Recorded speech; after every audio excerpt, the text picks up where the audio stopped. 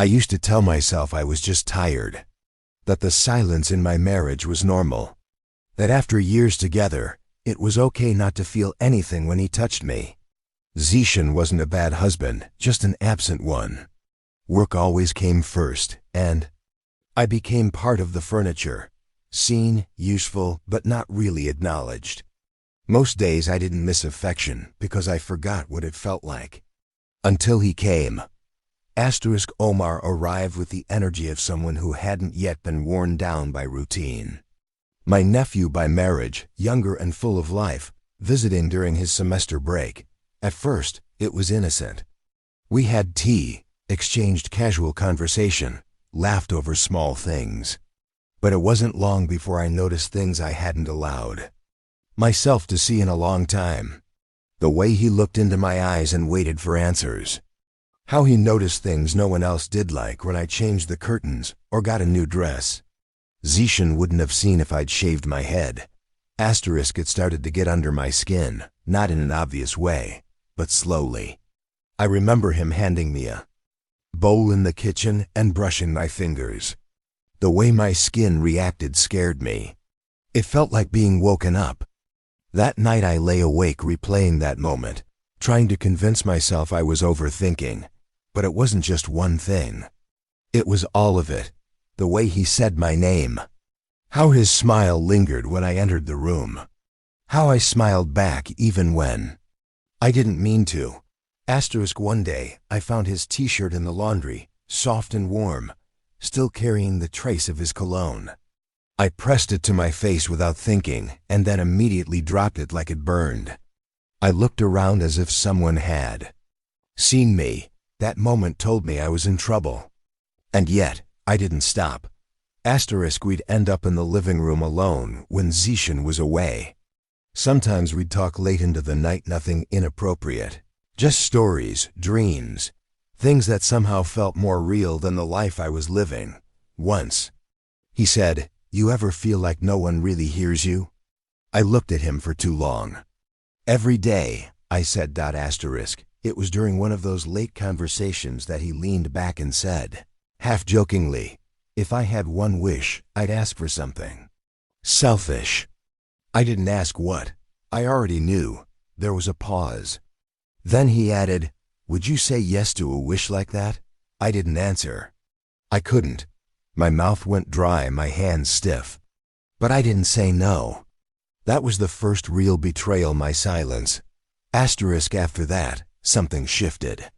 He didn't push. He didn't flirt. But there was this thick, electric thread between us, growing tighter. I tried to act normal. I cleaned, cooked, avoided being alone with him too long. But he didn't have to do anything. He just had to be there. And I kept slipping. One rainy afternoon, I came home soaked. Zeeshan was away again. Omar handed me a towel. Our hands touched. It wasn't long or dramatic, but my breath caught. He looked at me, really looked. I knew that if I took one step closer, I wouldn't turn back. I walked away instead. But that moment followed me like a shadow. That night I couldn't eat, couldn't think. My mind kept playing games with me. I wasn't falling for him. I was falling into something that felt like being alive again. There's a difference. But try convincing your heart of that. Try convincing your body. I caught myself putting on lipstick before dinner. Not for Zeeshan. Not even for Omar, really. For me, because suddenly I cared how I looked again. That terrified me, because caring meant hoping. And hoping meant I'd already crossed lines in my mind. The next morning, Omar passed by me in the hallway. Just a good morning, just a look, but it felt loaded. Like something unsaid hung between us. I told myself to stop. That I was older, married, that it would pass. But deep down, I already knew. This wasn't a mistake waiting to happen. It was a slow surrender already in motion. And the worst part? A piece of me wanted it, not because it was him, but because I was finally seen, finally felt, finally remembered what it meant to be a woman, not just a wife. That's what scared me the most. Because once you feel that again, you can't unfeel it. I told myself it was just a phase, that it would pass if I kept my distance, stayed busy, didn't linger in the same room with him too long. But distance didn't kill the thought. It only gave it more space to grow. Every time I passed Omar in the hallway, I felt it something unspoken, unfinished. His eyes never said too much, never pushed, but they stayed on me just a second longer than necessary. And mine did the same. That silence between us started speaking louder than any words. I noticed I stopped saying goodnight to Zishan. I'd just slip into bed and pretend to sleep. He never questioned it, never turned to face me. Our bed felt colder with each passing day, and not because of anything Omar had done, but because I realized just how hollow it had become. My marriage was still standing, but only because neither of us cared enough to break it down. Omar never crossed any line first. That was the hardest part. He wasn't guilty of seduction or pressure. He was just there, patient, present.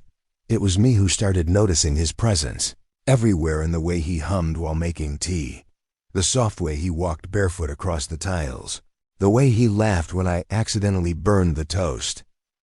I didn't mean to watch him, but I did. I didn't mean to imagine things, but I did.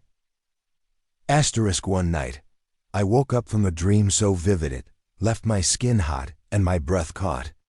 I couldn't remember every detail, just the warmth of a hand on mine, lips close to my ear, a voice saying my name like it mattered.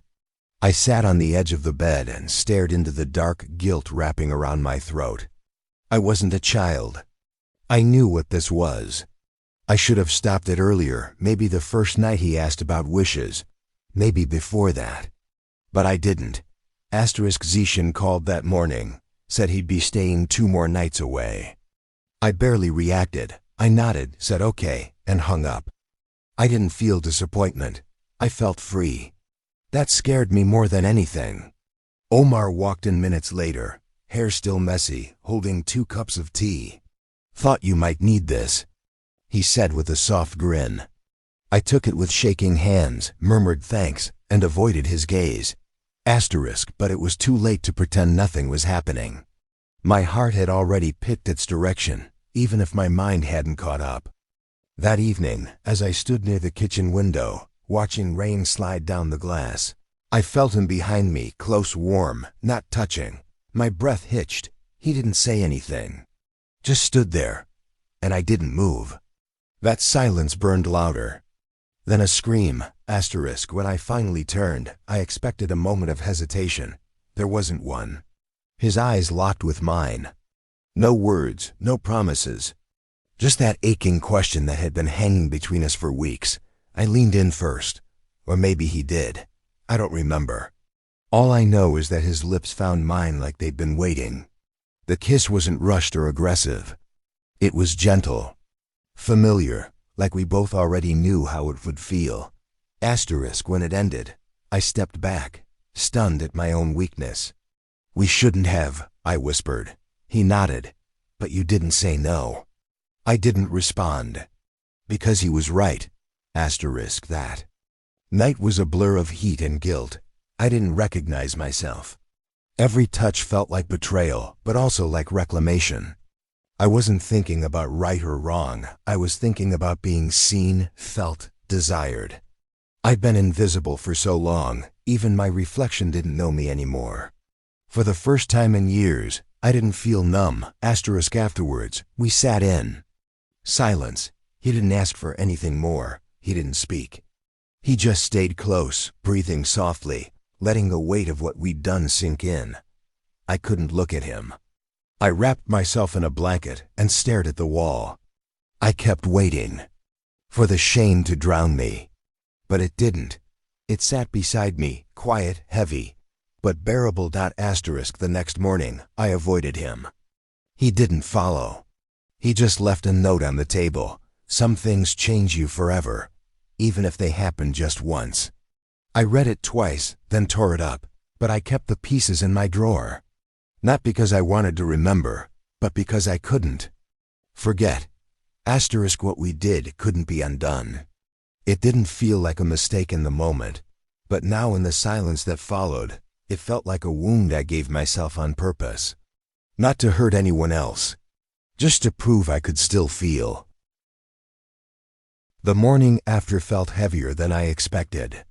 I thought the guilt would tear through me instantly, but instead, it sat quietly under my skin like a dull ache. I didn't cry. I didn't scream. I just moved through the house like a shadow. Careful not to bump into him. Careful not to think too hard. Omar didn't come near me. He didn't need to. His absence filled the space more than his presence ever did. And that, somehow, made everything harder. Asterisk I couldn't look at Zishan's photos. Couldn't listen to his voice on the phone without flinching. He sounded the same, as if nothing had changed. Asking about the bills, about dinner, about routine things that now felt completely irrelevant. I gave him short answers, nodded through the call, and stared at the floor afterward, wondering when our marriage became a contract of convenience. What Omar and I did wasn't about passion. It was about proof. Proof that I could still be something. More than tolerated. Asterisk when Zishan returned, he didn't notice anything. Not the new distance in my tone, not the slight tremble in my hands when I handed him tea. He sat on the couch, eyes on his phone, asking about errands. I nodded, responded mechanically, and waited for him to touch me just once. He didn't, and I realized he hadn't in weeks, maybe months. It wasn't that he didn't care, it was that he didn't notice what was missing. Asterisk Omar left the next day. He didn't make a scene, didn't confess, didn't ask for more. He just packed his things and said goodbye like anyone else would. But when our eyes met for the last time, there was a kind of apology in his expression. Not for what happened, but for how it would stay with me. He didn't say he loved me. He didn't even ask if I regretted it. He just said, I hope you remember it as something that made you feel alive. I didn't answer. I just nodded. And then he was gone. Asterisk I stood by the window for hours that day. The house felt colder, quieter, but not empty.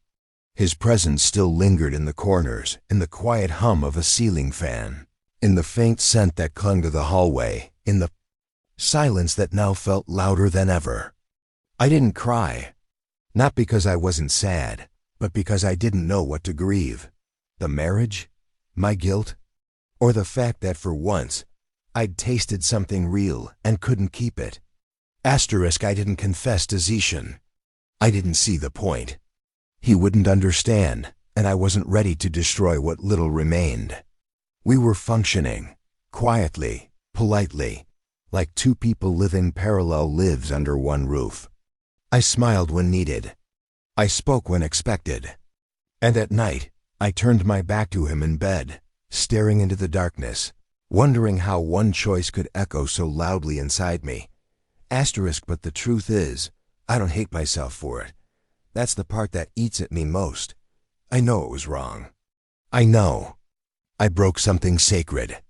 Yet, what I felt in that moment wasn't sin. It was clarity. For the first time in years, someone saw me not as a wife or a host or someone useful, but as a woman who still mattered. A woman who could still stir desire, still be touched without apology. Asterisk, I don't expect forgiveness, not from anyone. Not even from myself. But I've stopped pretending that I'm the same person. That version of me, the silent, numb, unseen version died the night I said yes to a wish that should have stayed unspoken.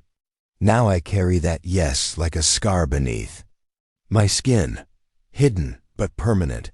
Asterisk sometimes, late at night, I wonder where Omar is. Whether he remembers, whether he regrets it. But I never try to reach out. That story ended before it began. It wasn't love. It wasn't lust. It was a collision brief, blinding, and irreversible. A secret that now lives in the space between. Who I was and who I've become. Asterisk life moved on. So did I, but not in the way people think. I still play the role, still fold laundry, still make dinner, still smile at family gatherings. But behind the smiles, behind the calm, there's that one moment, that one yes. And every time someone talks about loyalty, or marriage, or wishes, they have no idea how close I came to vanishing inside my own silence, until someone saw me. Until I said yes. And nothing has felt simple since. Some days I forget it happened. I carry on like nothing cracked beneath the surface. The routine helps cleaning, errands, phone calls. But then it returns, unexpected and sharp. A word, a scent, a song, and suddenly I'm back in that quiet moment when I stopped pretending I was fine. It's not about missing him. It's about missing the version of me that came alive, even for a moment, even in the wrong way. Zishan. Still doesn't know. He sees me every day, hears my voice, sleeps beside me. He assumes my silence means peace, that my cooperation is love. But he never asks if I'm happy. Maybe because he doesn't want to know the answer. Maybe because, deep down, he already does. He talks about business meetings and extended trips. I nod, smile, serve his meals. We function like a well-oiled machine, efficient, lifeless. It's not that I want to confess. I don't need absolution. I don't want drama. I just want to understand why it had to take betrayal for me to feel visible. I think about how many women are walking through the same hollow rooms, wearing loyalty like a chain. I used to judge them. Now I understand them more than I wish I did. Guilt doesn't erase clarity, and clarity doesn't undo damage. I've thought about leaving, more than once, but I don't know if I'd be running toward freedom or away from shame. I told myself that one night didn't define me, but it did. Not because of what I did, but because of what it exposed. The distance, the neglect, the slow starvation of affection. People say affairs are about lust. That's a lie. Mine was about loneliness and being seen for the first time in years. I still remember his words. Not the ones spoken, but the ones left unsaid. That final look before he left told me everything, that he never planned to stay, that he didn't expect me to follow, that he gave me something I wasn't supposed to keep. I didn't, but I kept the feeling. And that's harder to erase. I tried to erase it. Changed the bed sheets, deleted messages, shifted furniture, threw out the perfume I wore that week. But the body remembers what the mind tries to bury. A glance, a touch, the warmth of being wanted, it lingers. Sometimes I dream of him, and I wake up angry, not at him, but at myself, for letting it matter. Zishan noticed I'd become quieter, but assumed it was stress. He offered to take me on vacation. I declined. The idea of pretending to enjoy something with him felt exhausting. He tried to hold my hand one night. I let him. But it felt like being touched through glass, distant, cold, removed. He didn't notice I was frozen. He kissed my forehead and called it love. I smiled and said nothing. I thought maybe time would dull it. That months later, it would all feel small, like a misstep. But it hasn't. If anything, it's sharpened everything else. I see the cracks more clearly now. I hear what isn't said at the dinner table. I notice how I flinch when he compliments me, like the words are coming from someone else's script. I haven't told anyone. Not a friend. Not a stranger. No journal entries, no whispered confessions. Just silence. Because saying it out loud makes it real. And real things have consequences. Maybe this is my punishment, carrying it alone. But sometimes it feels like protection. Some truths don't need witnesses. Some regrets need no audience. I still wear my wedding ring. Not because I believe in what it represents, but because taking it off feels more dishonest than keeping it on. People look at me and see a loyal wife. No one suspects the storm that passed through quietly. That's the thing about certain betrayals, they leave no visible wreckage. But inside, everything's different. Asterisk, do I regret it? That's a question I still can't answer. I regret the timing, the silence that led to it, the years of being invisible, but the act itself? I don't know. Maybe I should. Maybe I will. But in that moment, it was the only thing that made sense. And sometimes, sense comes at a cost you pay with your peace. Asterisk, so I continue. Not healed, not broken, just changed. A little more careful with my words. A little more guarded with my heart. A little more aware of how easy it is to cross a line when you've spent years staring at it from the wrong side. I'm not proud. I'm not ashamed. I'm just awake. And once you wake up to yourself, you can't go back to sleep.